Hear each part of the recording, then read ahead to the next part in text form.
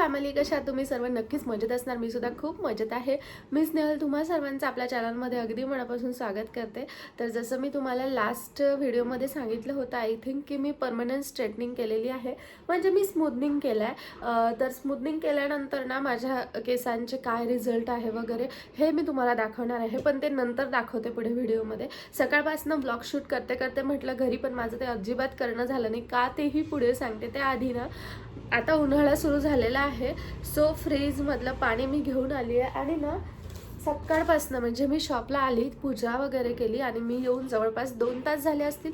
2 तासात ही बॉटल पूर्ण फिनिश झाली. सो पाणी खरोखर खूप प्यायला पाहिजे, पण विंटर सीझनमध्ये आणि रेनी सीझनमध्ये वगैरे असं होतं की आपण टाळतो, आपण तेवढं पाणी नाही पित, पण समरमध्ये खूप पाणी जातं. आता बघा माझी ही गार पाण्याची एवढी बॉटल शिल्लक आहे, हा गार आहे पाणी. असो, मला ते नव्हतं सांगायचं. मी हे बोलणार होते की आज मी ना टिफिनचाच जुगाड केलेला आहे. तुम्हाला एवढ्या दिवसात लक्षात आलंच असेल की जुगाडचा आणि माझा किती घट्ट संबंध आहे. सो मी आज टिफिनचा सुद्धा जुगाड केला, ते म्हणजे असा बघा, असं टिफिन आणलं मी आज, कारण मी एवढी घाईत निघाली ना घरून आणि मला टिफिन धुवायचं सुद्धा वेळ नव्हता, जो मी लास्ट टिफिन आणलेला. आणि बघा मी ह्याच्यामध्ये भाजी पोळी वगैरे हे सगळं एकत्र आणलेलं आहे. 2 भाज्या असताना बघा, इथे पोळी आहे आणि त्याच्या खाली एक भाजी आहे, आणि मी ह्याच्यामध्ये सुद्धा तसंच केलेलं आहे, पोळी आणि भाजी असं करून मी आणलेलं आहे. सो असं प्रत्येक दिवसाला ना काही ना काही जुगाड करायला लागतात. फनी वाटतं मला माझे जुगाड शेअर करायला, सो मी ते करते. तर आता मी टिफिन खाऊन घेते. आधी मला खूप जास्त भूक लागलेली आहे, कारण सकाळपासून घरून मी बोलले जेवण करून निघते, पण माझं जेवण करून सुद्धा येणं नाही झालं आणि मला नाश्ता करायला सुद्धा वेळ नाही मिळाला. सो मी विचार केला की चल जाऊ दे, मी आता शॉपला गेल्यानंतरच जेवते. सो आता थोडासा वेळ मिळाला तर म्हटलं जेवून घेते. आज मला दिवसभरात खूप जास्त काम आहे. तुम्ही बघू शकता लास्ट मी जे मेनी पेडी केलं होतं ना, तेव्हा मी हे नेल्स कट केलेले आणि जवळपास 1 महिना त्या गोष्टीला जास्त झालेला आहे. सो मी आज विचार करते आहे की हे काहीतरी करते हातांचं, कारण ना खूप टॅनिंग झाली आहे आणि आता मी सनकोट वगैरे काहीच घालून येत नाही, त्याच्यामुळे मग हाताला वगैरे सुद्धा खूप जास्त टॅनिंग झालेली आहे. सो विचार करते ह्याचं काहीतरी करते. आता लास्ट मी जेव्हा व्हिडिओ शेअर केलेला ना, त्यामध्ये मला जास्तीत जास्त कमेंट्स या होत्या की तू पार्लरवाली असल्यामुळे तुझ्याकडे ते प्रोडक्ट्स असतात, आम्ही एवढे एक्सपेन्सिव्ह प्रोडक्ट नाही घेऊ शकत, त्याच्यामुळे तू अफोर्डेबलमध्ये काहीतरी सांग, किंवा मग तू असं काहीतरी सांग जे घरी अवेलेबल असेल. सो मी DIYचे सुद्धा तुमच्याबरोबर लवकरच शेअर करणार आहे, पण आज मी काही अफोर्डेबल प्रोडक्टचं सुद्धा तुम्हाला सांगते, ते मी पुढे सांगते. त्याआधी आता मी पटकन जेवण करून घेते, कारण मला खूप जबरदस्त भूक लागलेली आहे. बाकी काय होतं ते तुमच्याबरोबर शेअर करते. सो व्हिडिओला असेच कनेक्ट. सो सेल्फ यूजसाठी बेस्ट आणि अफोर्डेबल ब्रँड मी सांगणार होते. मी कुठलंही प्रमोशन करत नाही आहे, हेच ते पूर्ण प्रोडक्ट्स आहेत. यातमधला तुम्ही कुठलाही व्हेरियंट घेऊ शकता. मी तुम्हाला आता याची पूर्ण माहिती सांगते. सो ना हेच ते प्रोडक्ट्स आहेत जे मी अफोर्डेबल बोलली होती. यामध्ये एक लिलियम हा ब्रँड आहे. आता मी तुम्हाला फक्त सॅम्पल दाखवते, त्याच्यामुळे की मी हे प्रमोशन करत नाही आहे कुठल्याच ब्रँडचं, पण तुम्हाला अफोर्डेबलमध्ये बेस्ट प्रोडक्ट सांगते आहे.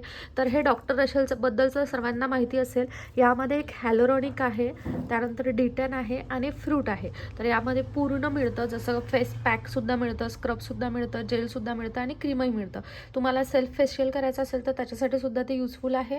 त्यानंतर D10साठी सुद्धा आहे आणि हे हॅलोरॉनिकसुद्धा आहे, जे ऑइली स्किनसाठी बेस्ट आहे. त्यानंतर यामध्ये एक लिलियम ब्रँड आहे, ज्याच्यामध्ये फ्रूट मी अफोर्डेबलमधले ब्रँड सांगते, त्याच्यामुळे मी तुम्हाला हे सजेस्ट करते जे मी स्वतः पर्सनली यूज केले आणि ते बेस्ट आहे. सो लिलियम आहे, याच्यामध्ये तुम्हाला स्क्रब मिळेल, मसाज क्रीम मिळेल आणि पॅक मिळेल. यामध्ये जेलसुद्धा मिळतं आणि एक गोल्डचा व्हेरियंट आहे माझ्याकडे. जर आपल्याला पार्लरमध्ये गोल्ड फेशियल नसेल करायचं, स्वतः करू शकता, सेल्फ यूजसाठी बेस्ट रिझल्ट देतं. सो स्क्रब आहे, त्यानंतर क्रीम आहे, पॅक आहे आणि यामध्ये जेल आहे. तुम्ही बघू शकता क्वांटिटी किती जास्त आहे. तर हे डॉक्टर रशेलचे जे प्रोडक्ट्स आहेत ना, तुम्हाला फक्त पॅक जरी घ्यायचा असेल तर तुम्ही फक्त पॅकसुद्धा घेऊ शकता, आणि जर तुम्हाला पूर्ण किट घ्यायची असेल तर तुम्ही तीही घेऊ शकता. जास्तीत जास्त 500 ते 600 रुपयामध्ये ही पूर्ण किट पडते आणि खूप दिवस जाते. तुम्ही बघू शकता क्वांटिटी किती जास्त आहे. तुम्ही तुमच्या स्किन टाईपनुसार घेऊ शकता. सो असे हे अफोर्डेबल प्रोडक्ट्स आहेत. बोलली होती की मी तुम्हाला स्ट्रेटनिंगचा रिझल्ट 3rd डेचा हेअर वॉश केल्यानंतर दाखवेल, कारण स्ट्रेटनिंग केल्याने जो 3ऱ्या दिवशी हेअर वॉश करायचा असतो ना, त्याच्यावर ॲक्च्युअल रिझल्ट माहिती पडतात. सो तुम्ही बघू शकता खूप छान अशी स्ट्रेटनिंग झालेली आहे माझी. आता आधी तर हे सांगते की मी कुठल्या कंपनीचं केलं. सो मी स्ट्रिक्स कंपनीचं स्ट्रेटनिंग केलेलं आहे. आणि माझी जी मामी बहीण आहे तिने पार्लरचा कोर्स केलेला होता. सो तिला हेअर्स पाहिजे होते स्ट्रेटनिंग करायला, प्रॅक्टिस करायला डायरेक्ट क्लायंटवर करायच्या आधी. आणि मलाही तिच्यावर ट्रस्ट आहे. सो मी बोलली की चल ठीक आहे, मलाही तसं खूप दिवसाची इच्छा आहे. तर ना, ज्या दिवशी माझं डोकं खूप दुखतं त्या दिवशी मी घरी चहा प्यायला जाते. तर आता 5 वाजता मी इथे घरी चहा प्यायला आलेली होती. तेव्हा प्रिशूचं मस्त गाईला पोळी लावायचं चाललेलं होतं. मला तिच्या त्या गोष्टीचं एवढं कौतुक आलं आणि मग माझा पाय काही निघत नव्हता. पण मला शॉपला काम होतं, सो मला परत यावं लागलं. हे झाल्यानंतर मी शॉपला आले. सो आता ना मी म्हणजे क्लायंट आलेलं त्याच्यासाठी म्हणून केस बांधले, कारण खूप जास्त गरमी होत होती. मला ना केस असं खुले ठेवायची सवय नाही आहे, त्याच्यामुळे मला डेंजर गरमी होते. आणि तसंही ना खूप जास्त गरम व्हायला लागलं आहे आता उन्हाळा पडल्यामुळे. एवढ्यात काय होतं माहिती आहे का, जसं मी बोलले होते की लास्ट मी डॉक्टरकडे गेले होते, तर त्यांनी मला मेडिसिन दिली होती आणि त्यांनी मी जवळपास 17-18 तास झोपली होती. एक मेडिसिन खाल्ल्यानंतर मी 17-18 तास झोपले. आणि म्हणून मग माझं असं होतं की नको, आता ती मेडिसिन घेणं जेवढं होईल तेवढं टाळायचं. पण मग त्याने हे होतं आहे की मी नाहीच सहन करू शकत आहे त्रास, मला खूप डेंजर त्रास होतो आहे. आणि प्रिशूचं जे बोलली ब्रेस्ट फेडिंगचं, ते जोपर्यंत पूर्ण बंद होत नाही माझी रात्रीची झोप होणार नाही.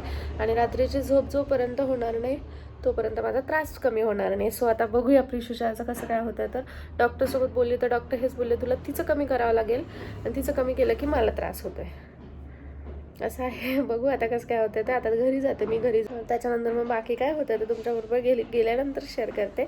सो व्हिडिओला असंच कनेक्ट राहा. काय झालं बाऊ झाला? कसा आहे बाऊ? हाय, कसा हाय बेटा? हात नाही लावू. कसा हाय? हा कसा असते? सो इथे ना प्रिश माझ्या पायाचं बघते आहे, कारण मला टोंगळ्याला खूप जास्त सुजन आली आहे. ते मी पुढे सांगते. तरीही तिथे श्रेयाला जाऊन सांगत आहे. ॲक्च्युली इथे बाबाच्या फोनचा ना म्हणजे त्यांचा कॉल सुरू होता, सो आवाज एवढा जास्त होता की मला व्हॉइस ओव्हरच करावं लागतं आहे, कारण त्यांचा आवाज खूपच मोठा होता. आणि प्रिशू सारखं माझ्या पायाला येऊन बघत होती, कारण मी तिथे औषध लावलेलं. आणि तिचं असं होतं की आईला इथे काय झालेलं आहे, तिने आतापर्यंत नाही बघितलं. आणि ती सारखं घरात कोणाला ना कोणाला जाऊन सांगतच होती. श्रेयाला सांगितलं आधी, नंतर आता बघा श्रेया परत आली तर तिला दाखवत आहे की आईला बाऊ झालेला आहे आणि तिचं ते बघायचं चाललं आहे. सो बघू शकता तुम्ही माझ्या टोंगण्याला ना एक अशी पोकळी निर्माण झालेली आहे आणि काही ठिकाणी स्वेलिंगसुद्धा आली आहे. काय मी चारून देऊ? देते, मी चारून देते. जेवण वगैरे झाल्यानंतर आम्ही बिछाना टाकला. श्रेयाचा स्टडी करायचा चाललेला आहे आणि प्रिशूचा सुद्धा इथे कारनामा करायचा चाललेला आहे. श्रेयाचा पेन घेतला आणि तिचं रजिस्टर ती पूर्ण रंगवत आहे, म्हणजेच खराब करत आहे. पण तिचं असं असतं कोणीही कुठलं काम करत आहे ना तर मग तिलाही ते काम करायचंच असतं. श्रेयाचे कितीतरी पेन हरवले, तिने कितीतरी वस्तू हरवल्या, पण ती काही सुधरत नाही. आता पार्थ मसाजरनी ना मस्त तिलासुद्धा हलकं व्हायब्रेशन देतोय आणि तिला ते खूप छान वाटत होतं. झाला काय?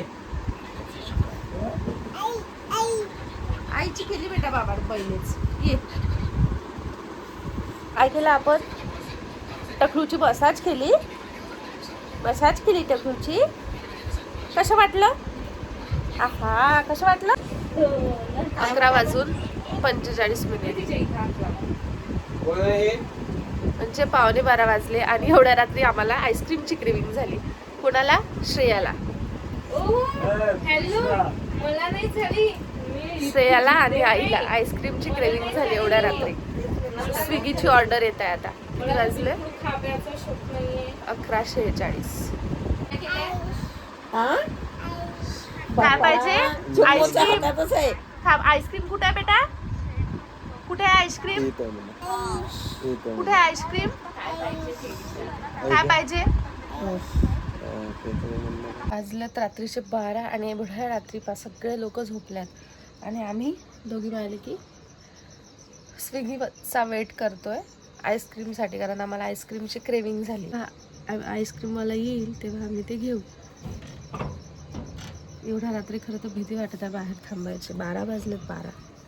सो फायनली रात्री 12:30ला आमचं पार्सल आलं आणि मी ते दोन्ही आईस्क्रीम मस्त फ्रीजरमध्ये ठेवल्यात. सर्व झोपले आहेत, सो सर्वांना उद्या देते. सो आता आईस्क्रीम ठेवली फ्रीजमध्ये प्रिशूला झोपून दिला आईजवळ, म्हणजे तिला मी एवढ्यात आईजवळच झोपवते तर कारण सांगितलं होतं की रात्रीला तिचं ते थोडं बंद करायचं, त्याच्यामुळे तिला आईजवळ झोपू देते. जेवढा वेळ ती तिथे झोपते तेवढा वेळ झोपते आणि त्याच्यानंतर मग ती परत माझ्याकडे येऊन जाते असं. तर ना आता मी जे दाखवलं ना तुम्हाला पायाला सुजलेलं, तर ते मी 2018मध्ये मी डिसेंबरमध्ये असं पडली होती 3ऱ्या पायरीवरून असं, आणि उंच उंच अशा पायऱ्या होत्या. तर 3ऱ्या पायरीवरून मी खाली पडली आणि माझं जे पायाचं बोट असतं ना अंगठ्याच्या बाजूचं, ते पूर्ण उभं झालं होतं आणि मी टोंगळ्यावर पडलेली होती. तर त्यावेळी ना तो मुकामार लागलेला होता, टोंगळ्याला जो लागला होता तो.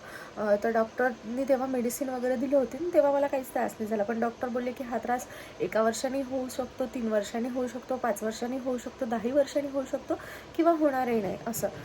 तर मग मी तेव्हा ठीक आहे मेडिसिन घेऊन घेतलं आणि त्यानंतर मग माझं लग्न झाल्यावर काही महिन्यांनी मला तो त्रास पहिल्यांदा झाला. म्हणजे जेव्हा माझं ते झालं होतं इन्सिडेंट त्याच्यानंतर जवळपास 3 की 4 वर्षानंतर वगैरे, मला एक्झॅक्ट लक्षात नाही. सो मला तेव्हा तो त्रास झाला होता, कारण मला त्यावेळी डॉक्टरने सांगितलं होतं की पायऱ्या चढ उतर करायच्या नाही आणि जास्त वेळ मांडी घालून म्हणा किंवा जास्त वेळ खाली असं बसायचं नाही. चेअरवर पाय लटकून बसलं तर चालतं, काय प्रॉब्लेम नाही असं.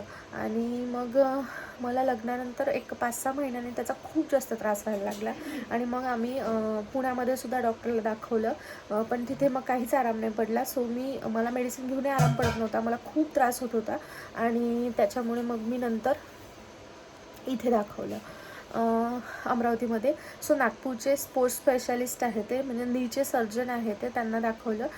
तर ते बोलले की इंजेक्शन घ्यावं लागेल एक तुला त्या ठिकाणी पायामध्ये. सो मग 15,000चं ते इंजेक्शन होतं. तर डॉक्टर बोलले की एक 1500चं इंजेक्शन येतं, ते आपण घेऊन बघू, जर आराम पडला तर ठीक. तर त्यांनी ते उभंच मला असं नीमध्ये दिलं, म्हणजे असं उभंच दिलं त्यांनी मला. तो हाच पाय आहे माझा, उजवा पाय. आणि त्याच्यानंतर मग त्यांनी काही पायाच्या हालचाली केल्या, तेव्हा मला तेवढ्यापुरतं बरं वाटलं. पण काय असतं, जेव्हा आपण कुठली ट्रीटमेंट करतो किंवा आपल्यासोबत कोणी येतं आणि त्यांना एवढे एफर्ट्स घेतलेले असते, तर तरीही ना आराम नाही पडला असं म्हणणं व्यवस्थित वाटत नाही. सो मग मी त्यावेळेस मला अजूनही दुखतं असं केलं नाही, डॉक्टरकडून घरी आले आणि ते जे सॅचे वगैरे दिलेले होते मला ते घेणं मी कंटिन्यू सुरू ठेवलं. आणि तरी डॉक्टरचे मला प्रिकॉशन्स होते त्यावेळी सांगितलेले, कारण ती सुजन खूप वाढलेली आणि एक पोकळी निर्माण झालेली होती त्या ठिकाणी टोंगळ्यामध्ये. ते तुम्ही बघितलं असेल व्हिडिओमध्ये, ते किती विचित्र दिसतोय माझा पाय त्या टोंगळ्याच्या ठिकाणी. सो माझा तसाच आहे, कारण तिथे मला दुखापत झालेली आहे. तर मग मला सांगितलं होतं की इंडियन टॉयलेट यूज करायचं नाही, त्यानंतर मांडी घालून बसायचं नाही, पायऱ्या चढ उतर करण्याबद्दल स्ट्रिक्ट होतं की पायऱ्या चढ उतर अजिबात करायच्या नाही, दिवसातनं 1 वेळा तू चढ उतरू शकते म्हणे, पण त्याच्यापेक्षा जास्त करू नको, नाही तर तुला मग त्याचा खूप डेंजर त्रास होईल. सो मग मला त्याचा खूप खरोखर त्रास व्हायला लागला. तर मग मी मेडिसिन वगैरे घेतलं, तेव्हा आराम पडला आणि नंतर मला आता डिरेक्टली आत्ता झाला. आणि एवढ्यात काय होतं, माझं पारायण सुरू आहे ना, त्याच्यामुळे माझं बसणं होतं आहे. आणि त्यात आत्ता एक 2-3 दिवसापूर्वी काय झालं की मला भांडे घासायलासुद्धा 1.5 तास लागला आणि मला दोन्ही टाईम गुरुवारला पारायण होतं, म्हणजे सकाळीसुद्धा होतं, संध्याकाळीसुद्धा होतं. मग ते सकाळचा पूजेचा आणि पारायणाचा 1.5 तास, संध्याकाळचा पारायणाचा 1 तास आणि त्यातमध्ये दुपारी माझ्या भांडे घासण्यामध्ये 1-1.5 तास गेला होता. सो मी कंटिन्यू बसून होती. सो त्याच्यावर प्रेशर आलं. त्याच्यावर प्रेशर झाल्यामुळे आज काय झालं, मी शॉपमध्ये तसे मी टाईल्सवर स्लीपरच घालून राहते, पण मी चालायला लागली की हा समजा पाय आहे, हा टोंगळा आहे, चालायला लागली की तो असाच व्हायचा ऑटोमॅटिक. सो मला खूप जास्त त्रास झाला आज. आणि मग मी घरी आली आणि ना मसाजर आणलेलं, तर पार्थनी ना माहिती नाही मला त्याने कुठल्या टेक्निकनी केलं, पण तर त्याने मसाजर फिरवलं, ते अशा पद्धतीने केलं ना की मला तो त्रासच बंद झाला आणि म्हणजे खूप रिलॅक्स वाटलं मला. तर सध्या तरी दुखत नाही, तुम्ही बघू शकता मी रिलॅक्स बसलेली आहे. तर असं, आणि तेव्हा कुठं मला बरं वाटलं आणि मग मी चालू फिरू शकली आणि माझ्यात एनर्जी आली. त्याच्यामुळे मग असं म्हणते, सांगण्याचा शेअर यासाठी केलं कारण ना मुकामार हा खूप डेंजरस असतो, तो कितीही वर्षांनी उमडू शकतो. त्याच्यामुळे जर म्हणजे कोणालाही जर मुका मार लागला ना, तर प्लीज इग्नोर करू नका, कारण तो नंतर कुठल्या लेवलवर जाईल काहीच सांगता येत नाही. आणि अशा ठिकाणी तर स्पेशल आम्हाला वाटलं होतं की लिगामेंट इंजुरी असेल, पण बरं झालं देवाची कृपा, लिगामेंट इंजुरी नव्हती त्यावेळेस आणि नंतरही नव्हती. डॉक्टर खूप हुशार होते, नागपूरचे सर्जन होते ते, त्यांनी खूप छान ट्रीटमेंट केलेली. आणि खरोखर डॉक्टर जे नियम सांगतात ना, नियम म्हणू शकतो किंवा प्रिकॉशन्स आपण ते खरोखर करायला पाहिजे. आणि मग आता मी डिसाईड केलं की नाही, तेवढा प्रेशर त्याच्यावर येऊ द्यायचं नाही, कारण त्याच्यावर जेवढं जास्त प्रेशर येईल ना तेवढं ते डेंजरस राहील.